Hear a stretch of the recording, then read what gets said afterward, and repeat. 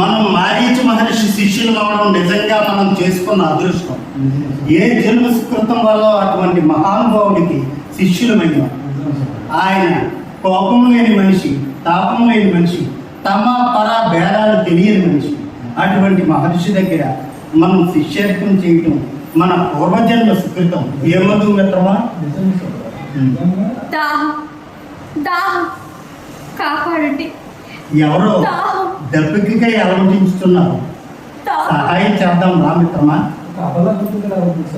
అబలైతేనేమి సబలైతేనేమి కాపాడటం మన ధర్మం కదా రా సోదరా. సోదరా, ఒక అవని ముట్టుకోవడం ఎంతవరకు సమంజసం? నీకు అటువంటి ఆలోచన తప్పు. ముందు నేను సాయం చేస్తాను.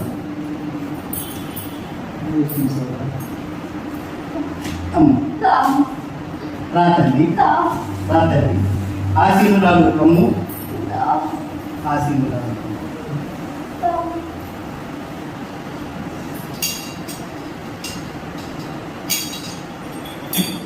ఈ మంచినీళ్ళు తాగుతుంది.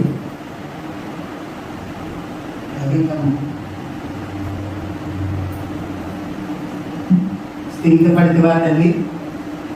ఎచ్చటిగా నువ్వు ఏ పల్లెండి? ఇంత ఎండలు పడి ఎక్కడి నుంచి వస్తావు తల్లి? అవునా? వెడలగలవా తల్లి? ఎచ్చట విశ్రమించదవా? మంచిది మంచిది మంచిదమ్మా.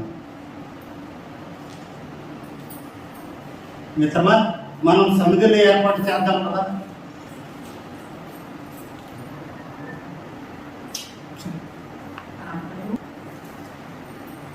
మిత్రమా, ఏమి నీ ముఖమంతా భారంగా ఉన్నది? లేదు సోదరా, మీరు చేసిన మాటకి తప్పు. నేనేమి చేసినానయ్యా అంత తప్పు? మీరు చేసిన మాటకి తప్పు. మన గురుగారు ఏమని చెప్పినారు? ఏమని చెప్పినారు? ఒక ఆడపిల్లని ముట్టుకోవడం, అపవిత్రం చేయడం చాలా తప్పని చెప్పినారు కదా. అవును. మీరు చేసినట్టేమి? ఏమి చేశాను? మీరేం చేసినారు? ఆపదలో ఉన్న వారిని కాపాడమని మన కర్తవ్యమని గురుదేవులు మనకు సెలవించినారు కదా. చెప్పలేదు గురుదేవా. పొరపాటు పడుతుంది. నీవు ఆమెలో ఒక ఆడపిల్లను చూసింది, నేను నా కన్న తల్లిని చూసి తెలుసోదరా. సాక్షాత్తు ఆ భవానీ దేవిని చూసింది.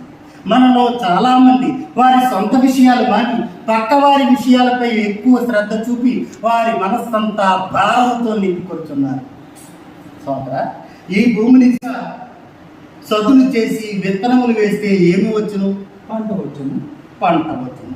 ఆ పంటలో అక్కడక్కడ కలుపు మొక్కలు పేరిన వాటిని మనం తీయవేయకుండా ఏమవును?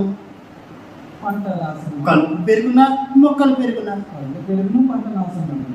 మన జీవితం కూడా అంతే సార్. మనకు అక్కరలేని విషయము, మనకు కాని విషయములు ఎక్కువ ఆలోచన చేసినచో మన జీవితంలో పంట పండటకు బదులు ఈ కలుపు మొక్కలు పేరు అనారోగ్యము, అనర్థనము ఏర్పడు. కావున సోదర, మనస్సు నిర్మలగా ఉంచు, ప్రశాంతతగా ఉంచుకును, పక్కవారి విషయముల గురించి ఆలోచించుకును, చెడు ఆలోచనలు తుడిచిపెట్టుము. సర్వరోగము సర్వమానవుల యందును మంచిని దర్శించిన మనకి మంచి జరుగును. నీ మనసు తేలికపడిందా మిత్రమా? పద ఆశ్రమం పోయేది.